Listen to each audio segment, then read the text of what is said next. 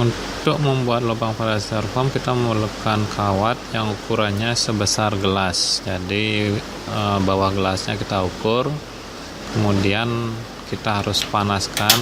Jadi kalau kita menggunakan kompor seperti ini perlu sekitar 10 detik kurang lebih.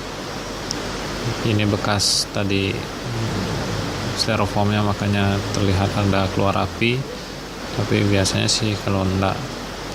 Kemudian setelah dirasa cukup panas, kita tempelkan di styrofoam, tinggal ditekan saja.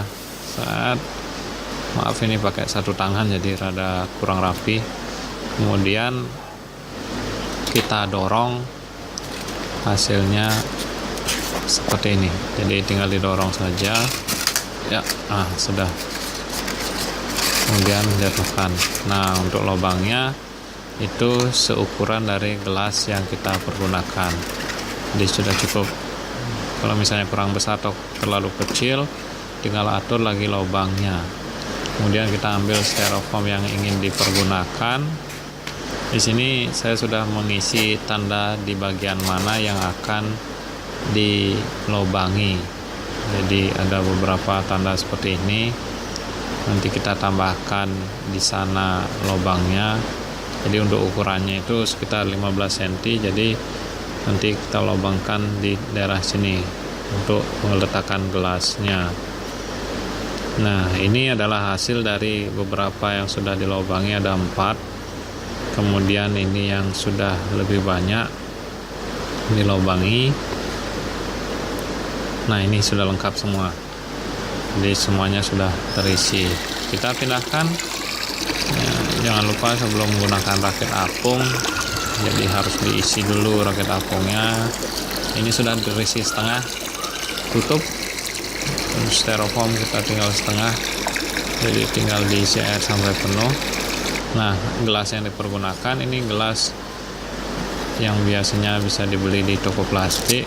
Kemudian kita bisa melubanginya seperti ini untuk bagian alasnya dengan gunting atau pisau. Boleh saja ya, tinggal ditaruh seperti ini. Sudah ada beberapa gelas yang sudah ditaruh. Selanjutnya bibit kangkung tinggal diletakkan di gelas. Jadi boleh saja meletakkan setelah gelasnya terpasang, atau malah sebelum gelasnya dipasang kemudian baru pasang gelasnya, boleh aja. Diletakkan seperti itu. Kemudian beberapa diingat untuk diletakkan sesuai dengan letak gelasnya. Jadi kita punya bibit tinggal dimasukkan.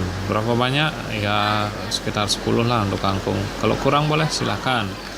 Lebih banyak dari itu juga boleh, hanya saja pertumbuhannya terkadang tidak terlalu bagus karena terlalu banyak untuk berebut nutrisi. Tapi 10 masih cukup untuk kangkung. Jadi bisa dilihat akarnya itu sudah terendam. Ini juga semuanya sudah terendam.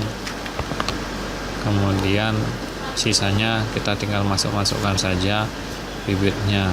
Jadi kalau kita sudah punya bibit harus seperti itu. Nah, ini siang harinya sudah sangat panas, tapi untuk tanamannya sangat senang dengan matahari. Oke, terima kasih sudah menonton. Jangan lupa like, comment, and subscribe. Kemudian nanti kita akan bertemu pada pertemuan berikutnya. Bye-bye.